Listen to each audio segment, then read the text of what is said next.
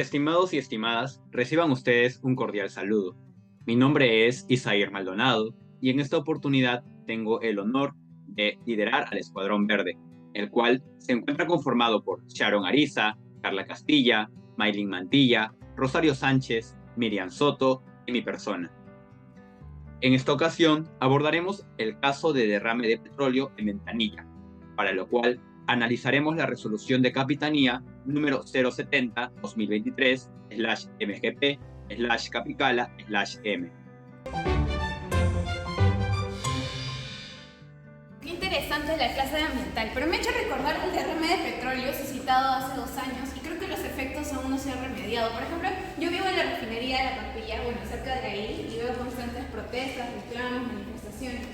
Sí, yo también vivo cerca de ahí y recuerdo que en esas fechas, justo cuando se hizo ese derrame de crudo, en el mes de marzo específicamente, muchas personas seguían yendo a la playa, entonces no se tomaron muchas medidas. Claro, tienes razón, este caso es muy importante hasta el día de hoy y sigue impactándonos lamentablemente. Esperen chicas un momento, estoy recibiendo una llamada. Buenos días, necesitamos la ayuda del Escuadrón Verde para analizar el caso. Claro, nosotros nos encargamos. Esperen chicas, nos están diciendo para ir a Ventanilla a analizar el caso. ¿Qué les parece? Me parece muy bien porque siempre hay que ir al lugar de los hechos. ¡Vamos!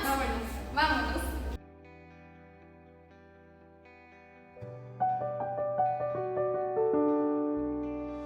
Habiendo visitado el lugar de los hechos, procedemos a explicar cómo sucedió el derrame en Ventanilla. Primero, el día 14 de enero de 2022, a las 9:19 horas, el buque tanque Mare Doricum de bandera italiana arribó al puerto del Callao, procedente del puerto São Sebastián en Brasil, representado por la agencia marítima Transtotal, una empresa de servicios marítimos, logísticos y de representación reconocido en nuestro país. Ese mismo día, a las 13:09 horas, el buque se dirigió hasta la terminal multiboyas número 2 de la refinería La Pampilla, donde desde las 13:54 hasta las 16:05 horas se ejecutó la maniobra de amarre a boyas contando con la asesoría de 2 prácticos marítimos, Anselmo Gregorio Tobar Silvestre y Washington Reinaga Soto, quienes se desempeñaron como práctico principal y de apoyo respectivamente, participando también los remolcadores Andes y Majes. Posteriormente, a las 19:30 horas, el buque inició la descarga de 987,671.64 barriles de crudo bucios. Asimismo, la Dirección de Hidrografía y Navegación de la Marina de Guerra del Perú informó a la opinión pública el registro de una erupción volcánica a 73 kilómetros al norte de Nukualofa, Tonga, con una magnitud de 1.0 megavatios. Luego de análisis y evaluación, la dirección determinó que este evento no generó tsunami en el litoral peruano e informó que se mantendría en vigilancia constante. El problema inicia al día siguiente, el día 15 de enero de 2022. A las 17:37 horas, el operador de guardia de Tamar recibió comunicación radial del capitán del buque, Giacomo Pisano, comunicando que su descarga se había detenido al presentarse una emergencia de derrame de hidrocarburos. Más tarde, a las 17:40 horas del mismo día, recibió una llamada telefónica por parte del representante de Transtotal, quien indicó que el capitán de la nave había comunicado que la manga del terminal conectada a esta nave tendría una fuga de hidrocarburos. Al día siguiente, el 16 de enero de 2022, la Capitanía del Puerto del Callao zarpó a la zona del siniestro y abordó el buque, en el cual se llevó a cabo la diligencia de inspección ocular, observándose en las proximidades de la nave manchas oleosas en la superficie del mar. El tendido de barrera de contención de 500 metros de longitud aproximadamente por la banda de estribor en popa, así como 3 embarcaciones realizando labores de apoyo de recuperación de hidrocarburos, como parte de la activación del plan de contingencia de Relapasa, así como buzos en el área. Ese mismo día, a requerimiento de la empresa involucrada, la Capitanía activó el plan de acción local, como resultado de la supervisión y evaluación efectuada hasta ese momento por vía marítima y terrestre. También en horas de la mañana, en el marco de acciones de control y supervisión de la Capitanía, se evidenció que 5 embarcaciones efectuaban labores de contención y limpieza en inmediaciones del terminal. Por otro lado, los representantes del buque entregaron 3 tramos de los cabos de amarre, los cuales habrían sufrido roturas mientras el buque se encontraba amarrado, así como copias de las características técnicas e información de los mismos. Horas más tarde, la dirección informó a la opinión pública que aquel día la estación había registrado una amplitud inusual de ola, ante lo cual se conjeturó sobre una posible nueva actividad volcánica en Tonga, manteniéndose en seguimiento y evaluación de las alteraciones. Por eso, el 17 de enero de 2022, se dispuso la suspensión de actividades turísticas, náuticas, recreativas y de pesca artesanal en la jurisdicción. Así también se recomendó a las municipalidades con frente de mar disponer la suspensión de deportes acuáticos y el uso de playas en toda el área de responsabilidad. El mismo día, se evidenció despliegue de barreras de contención tendidas en el mar y a bordo de la embarcación Varillero, personal venía utilizando skimmers para el recojo de producto presente en la superficie del mar y que se encontraba contenido en las barreras desplegadas. Sin embargo, el 19 de enero de 2022, durante la supervisión marítima y terrestre, se evidenció la presencia de hidrocarburos a lo largo de toda la franja costera, desde la playa Cabero, ubicada en Ventanilla, Callao, hasta la bahía de Ancón. Adicionalmente, se recibió el reporte de la Capitanía de Puerto Chancay, donde se evidenció la presencia de crudo en toda la franja costera. Finalmente, el 20 de enero de 2022, en vista que el derrame se había extendido por el norte alcanzando la Capitanía de Puerto Chancay, la Jefatura del Distrito de Capitanía 2 activó el Plan Distrital de Contingencia, asumiendo desde esa fecha el liderazgo en la conducción de las acciones de respuesta. Los hechos descritos derivaron en un procedimiento administrativo sancionador. Al respecto, el 15 de enero de 2022, la empresa Transtotal emite la protesta informativa respecto al derrame de hidrocarburos, lo cual conllevó a una inspección ocular por parte de la Capitanía. Así, al día siguiente del derrame, la Capitanía dispuso un auto de apertura de sumario, mediante la cual dio inicio a la investigación, el cual tendría hasta 3 ampliaciones posteriores por la aparición de nuevas infracciones y presuntos responsables, y siendo objeto de también este procedimiento de suspensión en 2 oportunidades. Primero, por la espera de la recepción del informe técnico de las pruebas realizadas al PLEN del terminal por parte de la Fiscalía Especializada en Materia Ambiental del Distrito Fiscal de Lima Noroeste, y luego por la espera de la resolución de la solicitud de dirimencia presentada por Relapasa, el cual fue resuelto por parte del Tribunal de Conflictos Ambientales del MINAM, señalando que no existía ningún conflicto de competencia en este procedimiento, por lo cual este llega a su término con la resolución final del 27 de septiembre del año 2023. Muchas gracias. Ahora conoceremos cuáles son las infracciones que se identificaron en el marco de la resolución analizada. Para ello, cabe precisar que las infracciones se determinaron considerando el Decreto Supremo 015-2014-DE. Al respecto, se tiene que en la resolución se han identificado 4 infracciones. La primera, referida a las infracciones y sanciones vinculadas a la navegación, y las 3 últimas, referidas a las infracciones y sanciones relacionadas a la protección del medio ambiente acuático. En primer lugar, se determinó la infracción al artículo 201 del Decreto Supremo ya mencionado, que establece los deberes y obligaciones de los prácticos, cuyo inciso A señala permanecer a bordo todo el tiempo que dure la maniobra durante el desempeño de una comisión de practicaje. Inciso H, que señala cumplir con las disposiciones relativas al practicaje dictadas por la Capitanía de Puerto de la jurisdicción. Y el inciso I, que señala cumplir con las instrucciones del estudio de maniobras, salvo que atenten contra la seguridad o situaciones de fuerza mayor. Esto debe ser leído de forma concordante con el inciso S del artículo 15 de la Resolución Directoral número 1186-2016. El mismo que establece que los prácticos marítimos de boyas, instalaciones mixtas, zonas de alijo, deben permanecer en el área luego de finalizar la maniobra de amarre hasta el desamarre de la misma. En el caso concreto, los prácticos marítimos Washington Reinaga Soto y Anselmo Gregorio Tobar Silvestre habrían cometido la presunta infracción a la referida normativa respecto a la obligación de los prácticos marítimos de boyar de permanecer en el área luego de finalizar la maniobra de amarre de la nave Mayor Doricon en el terminal multiboyas número 2 de Relapasa, el 15 de enero de 2022, así como incumplir con las instrucciones del estudio de maniobra al no usar el número de espías o cabos de amarre dispuestos durante el amarre del referido buque.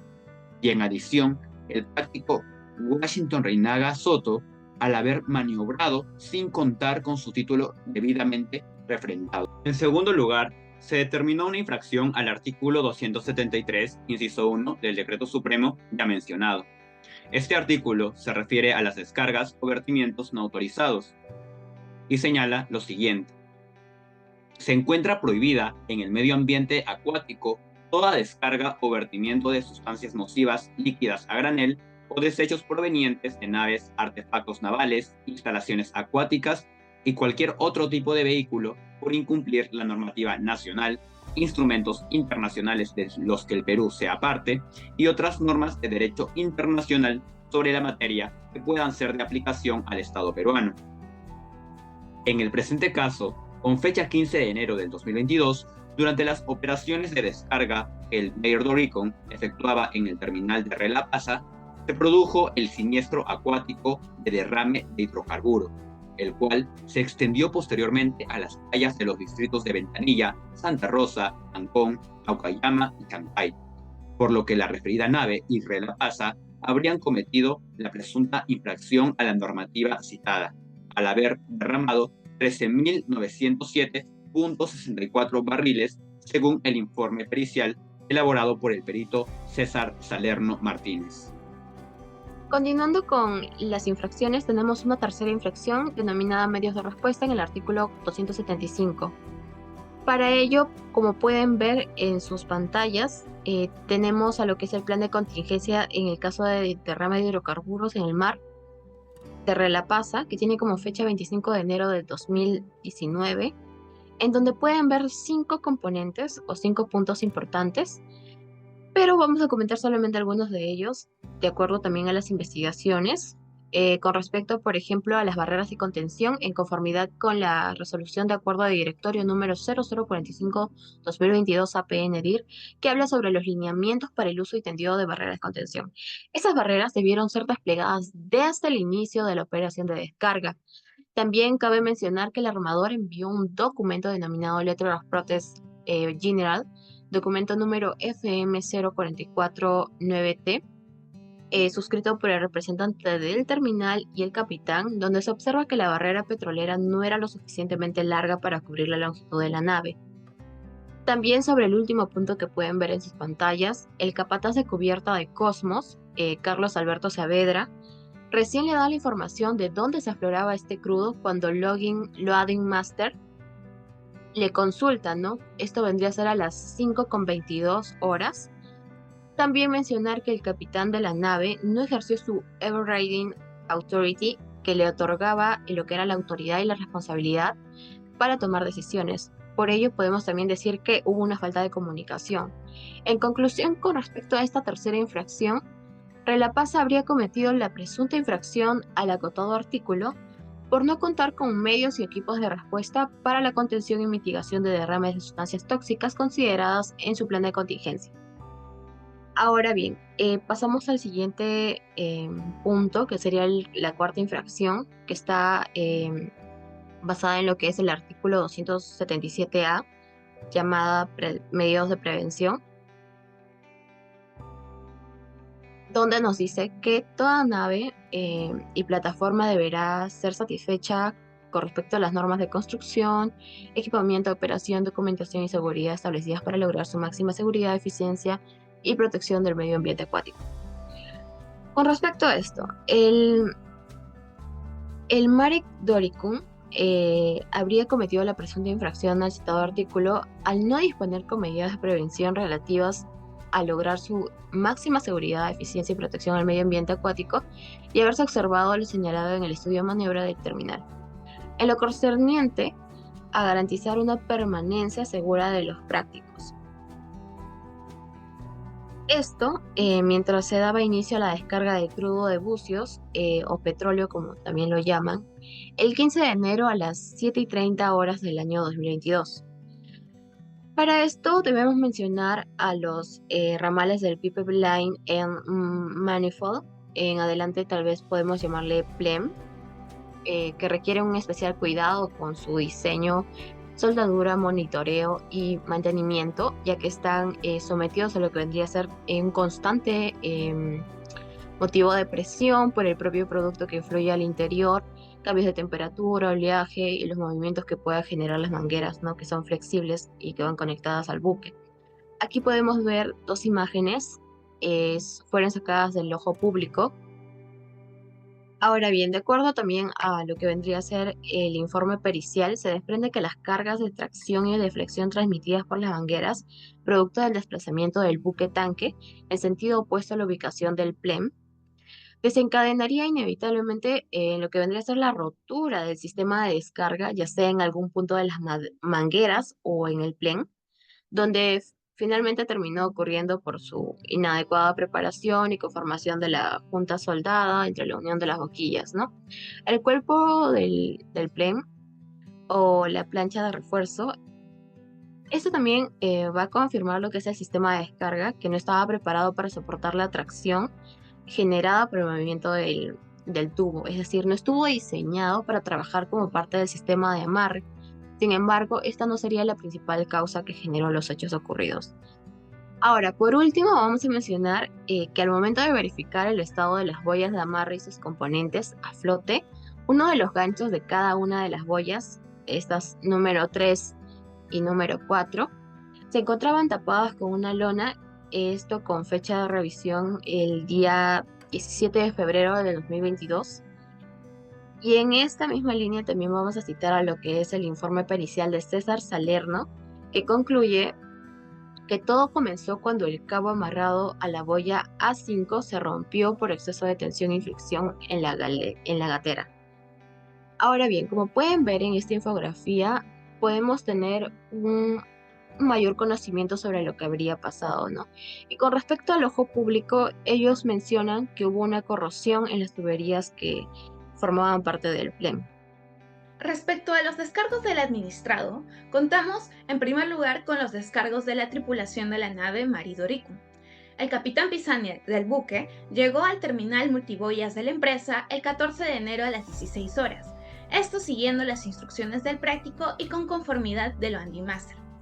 Antes de la descarga de crudo, completaron un checklist de seguridad. El 14 de enero a las 19:30 horas, la descarga fue dirigida por el primer oficial, el Master, el personal del terminal y surveyor del consignatario de la carga, esto con condiciones climatológicas favorables de viento y mar calmo. Pero debido a protocolos del COVID-19, los prácticos no estaban a bordo y no se dispusieron también remolcadores de apoyo ni barreras de contención antes de la descarga. El 15 de enero a las 17:18 horas se rompió un cabo de amarre de estribor. A pesar de ello, el buque no sufrió movimientos significativos y la Landing Master no ordenó una parada de emergencia. Se reemplazó entonces el cabo roto con uno más grueso, pero se rompió nuevamente. Pisani solicitó asistencia de un práctico, pero le informaron que no era posible. Pisani mencionó también dificultades de comunicación, ya que las dos Landing Master no hablaban inglés, a diferencia del surveyor de la carga. En segundo lugar, Nitesh, primer oficial del buque, el 14 de enero, a las 9:30 horas, el buque arribó al puerto del Callao en condiciones meteorológicas y oceanográficas normales. Pero durante la descarga el práctico no estaba a bordo, no había remolcadores de apoyo y no se desplegaron barreras de contención. Tampoco se definió un procedimiento de emergencia para la rotura de cabos en la reunión previa con la Landing Master. En tercer lugar, otros tripulantes del Mare Doricum. Uno de los tripulantes fue el primero en notar la rotura del primer cabo y alertó al primer oficial por radio. Luego, el segundo oficial convocó a toda la tripulación de cubierta para manejar la situación de los cabos. Al regresar de su guardia, ese mismo tripulante observó una mancha de petróleo en la superficie del mar cerca de la boya entre las 17 y 17:30 horas del 15 de enero. Ahora bien, el descargo de los prácticos marítimos. Anselmo Tovar y Washington Reinaga son prácticos marítimos en este caso. Explicaron que sus responsabilidades incluyen asesorar al capitán durante el amarre, dejar la nave asegurada en el terminal multiboyas y luego desembarcarse según el reglamento de practicaje.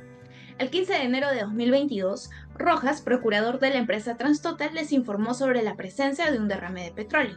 A las 20:20 horas se les ordenó desamarrar el buque, finalizando la operación a la 1:48 horas del 16 de enero. Tovar y Reinaga aclararon que debido a la pandemia de COVID-19 no está regulado que el práctico permanezca a bordo.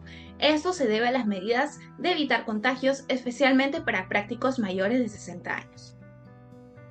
Respecto a los descargos del personal de la empresa, Renzo Tejada, jefe de terminales de la empresa, manifiesta que en el terminal multiboyas número 2, las operaciones de carga y descarga de hidrocarburos son supervisadas tanto por el terminal como por el buque.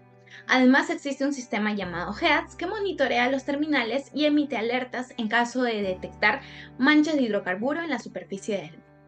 Tejada mencionó que las barreras de contención no estaban desplegadas antes de iniciar la operación de descarga, pero estaban disponibles para ser usadas de inmediato según el plan de contingencia. También que la refinería cuenta con equipos de contingencia y personal de Cosmos de manera permanente, y la nave estaba operando por debajo de su capacidad máxima y las boyas utilizadas estaban operativas. Por otro lado, las declaraciones del gerente de tanques y terminales de la empresa, el operador de campo y de los operadores de campo y panelistas de la empresa destacaron que el sistema GEAS estaba operativo y aprobado por Ostinermin. Sin embargo, el sistema no emitió ninguna alarma sonora ni visual durante el derrame ocurrido en el terminal número 2 de la refinería La Pampilla. Respecto a los descargos de la Loading Master, Melissa Torres, Loading Master de OCA Global Calidad, Seguridad y Medio Ambiente, manifiesta que sus funciones incluyen supervisar las operaciones de carga y descarga y asegurar el cumplimiento de los procedimientos de seguridad. Además, ella no estaba a bordo el 14 de enero de 2022 durante la maniobra de amarre del buque y relevó a la Loading Master anterior a las 12:50 horas del 15 de enero de 2022. Indicó que la responsabilidad de estas maniobras recae en el capitán del buque y en los prácticos marítimos, y señaló que su dominio de inglés es intermedio. Respecto a Belén Otarola y Stephanie Romero, ambas Loading Master de la misma empresa, ambas supervisan las operaciones de carga y descarga según los procedimientos del terminal. Además, las dos Loading Master señalaron que tenían un nivel de inglés entre intermedio y avanzado.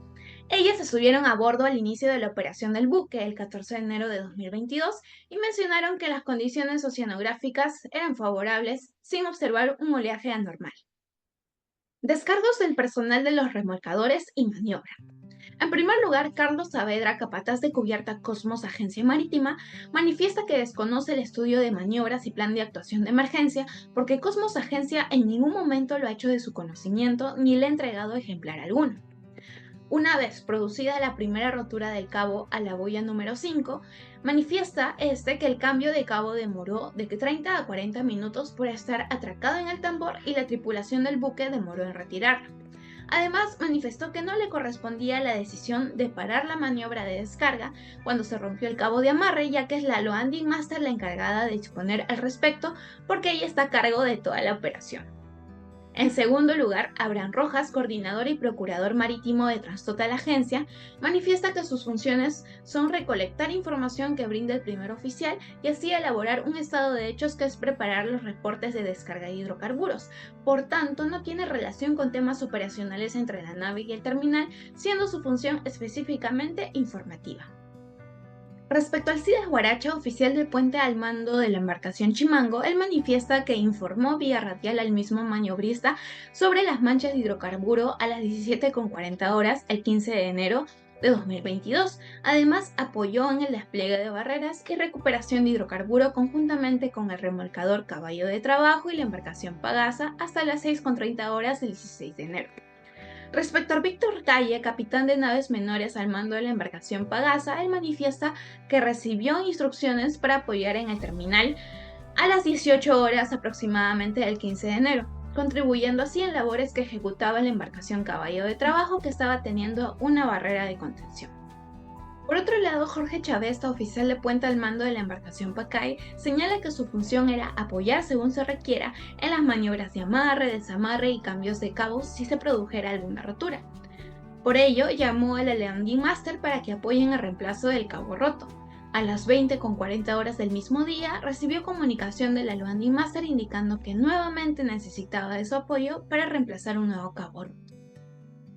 Así también, Raúl Carpio, capitán del remolcador Caballo de Trabajo, manifiesta que recibió instrucciones de la Landing Master a las 17:35 del 15 de enero para desplegar barreras de contención en el terminal multiboyas número 2.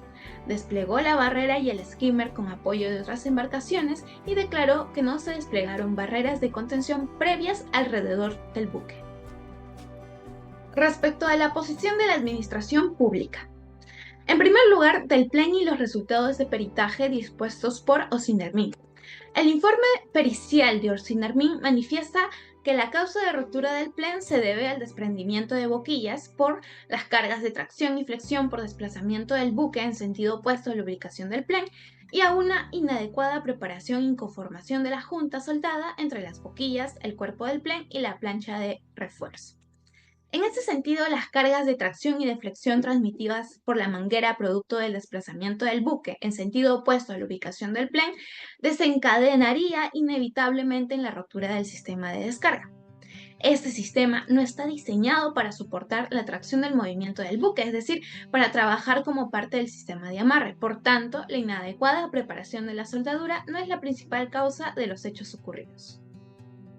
En segundo lugar, de los resultados de peritajes dispuestos por la autoridad marítima.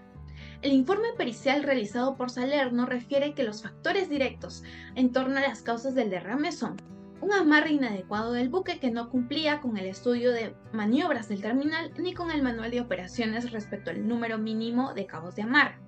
También que la posición y forma de amarre inicial del buque y sus cambios no fueron adecuadamente vigilados, lo que llevó a la rotura del plan. Además, el cabo de la boya A5 se rompió por exceso de tensión y fricción y hubo una demora en el reemplazo y la falta de remolcadores. Además, el movimiento del buque resultó en una tensión axial excesiva entre el tren de mangueras y la estructura del plan. Y las operaciones de descarga no se detuvieron tras la rotura del cabo de amarre.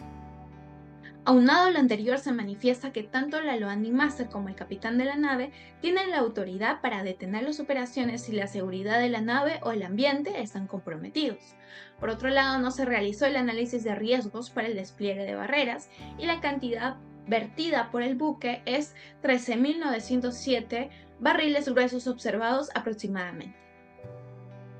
Ahora bien, respecto al informe pericial realizado por Reinero, se manifestó un incumplimiento en el amarre del buque, además el buque excedía el tonelaje máximo permitido. Las causas de la rotura del cabo de amarre se debieron a la tensión constante y fricción en la gatera de amarre y a la falta de un adecuado registro de la tensión del cabo por parte del winch hidráulico.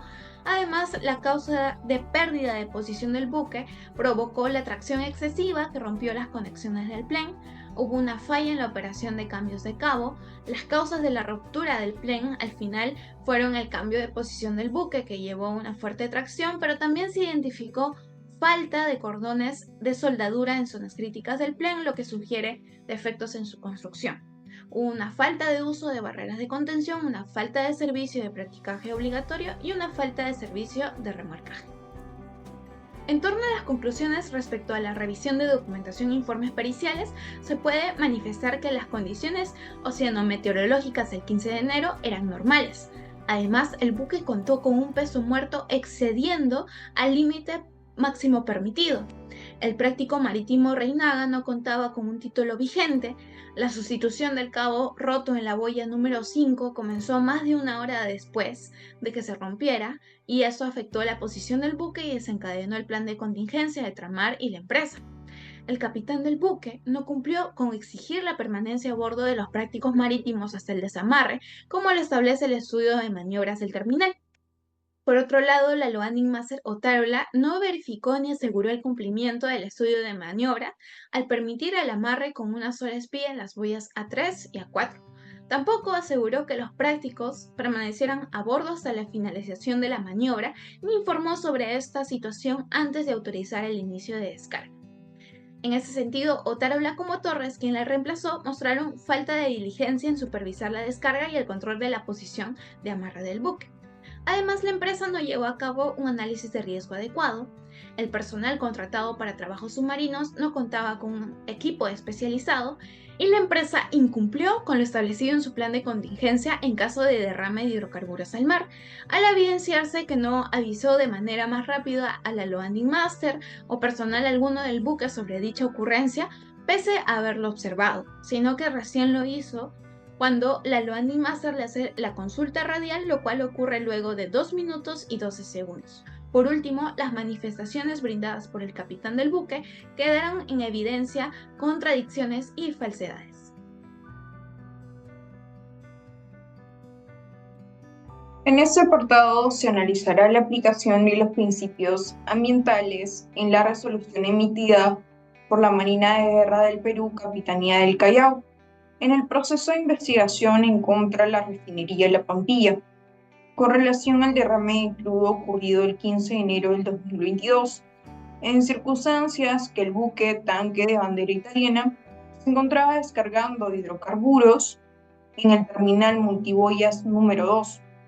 En este sentido, se valorará si la aplicación de estos principios fue correcta y si se desarrollaron adecuadamente según las normativas nacionales e internacionales pertinentes. El primero de ellos es el principio de prevención, el cual está recogido en el artículo 6 del título preliminar de la Ley General del Ambiente, el cual implica que toda actividad que suponga riesgos o peligros del medio ambiente debe entrañar a su vez las medidas adecuadas para prevenir tales riesgos.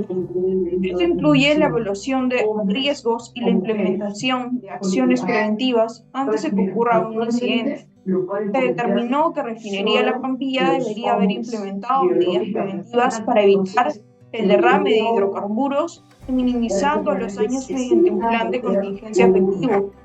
Este principio subraya la importancia de anticiparse a los problemas ambientales antes de que ocurran.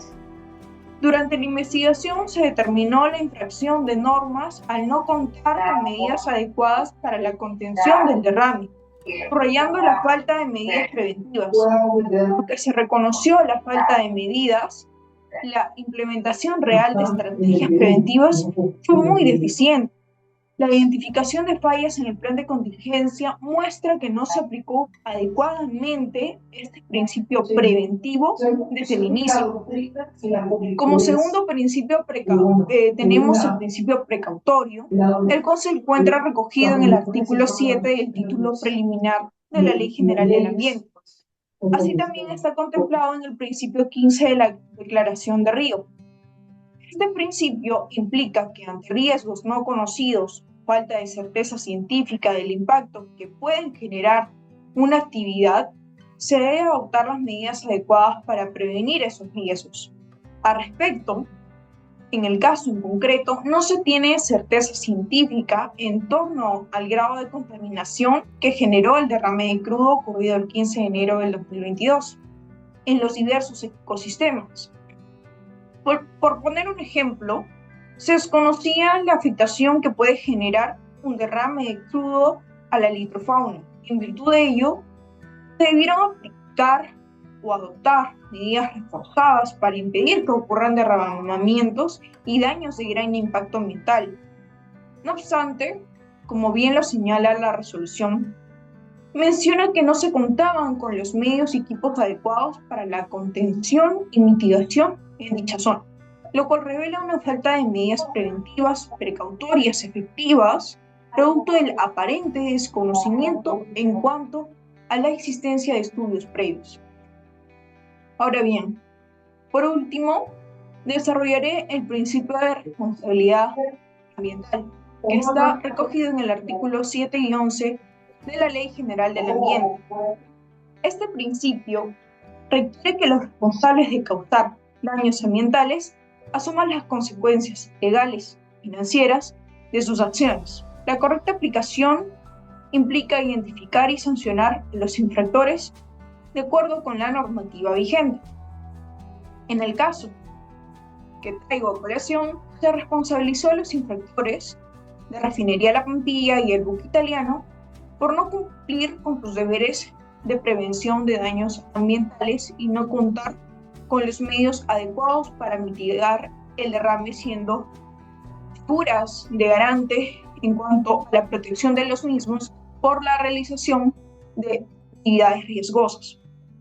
Así que se identificaron a los prácticos marítimos Washington Reinaga Soto y Anselmo Gregorio Tovar Silvestre como infractores por no cumplir con sus obligaciones, y al buque italiano por no adoptar medidas de prevención.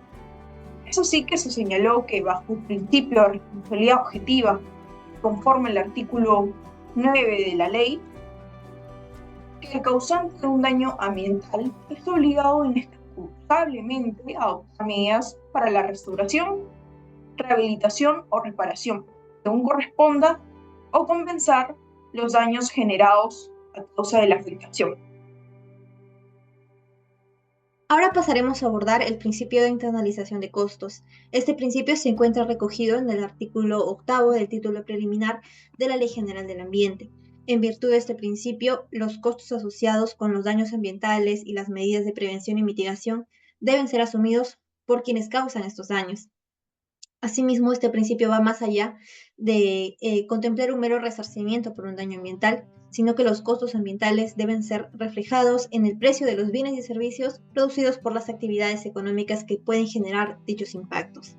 Al respecto, se observa que en la resolución de la ODECAPI se aplicó en cierta medida este principio, dado que se resolvió que los costos de los daños provocados por el derrame, incluyendo las reclamaciones de terceros, se determinarán una vez concluida la ejecución de este plan post-declaratoria de emergencia ambiental en la zona marino-costera. Ello considerando pues que aún persiste la afectación en la zona donde se declaró la emergencia ambiental. En ese sentido, se observa que en efecto los costos que fueron asumidos en la fecha de emisión de esta resolución, así como los costos futuros de las acciones de contención, remoción, dispersión, limpieza y combate de la contaminación, serán asumidos por los responsables de la contaminación, ello en aplicación pues del artículo 298 del reglamento del decreto legislativo 1147.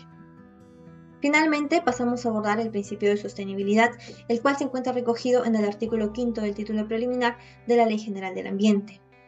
Este principio de sostenibilidad establece que el derecho a vivir de una manera sostenible se basa en un equilibrio entre aspectos sociales, ambientales y económicos, y además de que no se puede contaminar el ambiente de tal forma que cause un daño irreversible. Al respecto, se observa que en la resolución objeto de análisis se aplicó una perspectiva ambiental, en efecto, al contemplar las acciones de contención, remoción, dispersión, limpieza y combate de la contaminación ambiental, y de igual forma se previó este desarrollo económico. No obstante, no se considera la afectación que en el ámbito social generó este derrame de hidrocarburos. Así también, en virtud de este principio, no solo se debe mantener un equilibrio entre lo social, ambiental y económico, sino que también se debe prever que el aprovechamiento de recursos naturales satisfaga las necesidades del presente sin afectar las necesidades del futuro. En ese sentido, se observa que en la resolución emitida por la DICAPI se dispuso que los costos de los daños provocados por el derrame se determinarán luego de la ejecución de este plan post-declaratoria de emergencia, teniendo en cuenta pues que aún persiste la afectación en la zona. No obstante, los costos de la afectación no se limitan pues a las acciones de contención, remoción, dispersión, limpieza y combate, o a las generadas ante reclamaciones de terceros, respecto de los cuales, cabe precisar, se realiza una relación final de terceros, es decir, una lista con un número determinado de terceros que se consideran afectados, sino que esta afectación alcanza a las generaciones futuras. Es por ello que señalamos que debió aplicarse este principio de sostenibilidad para asegurar que las generaciones futuras, así como la relación intergeneracional, también se vean cubiertas.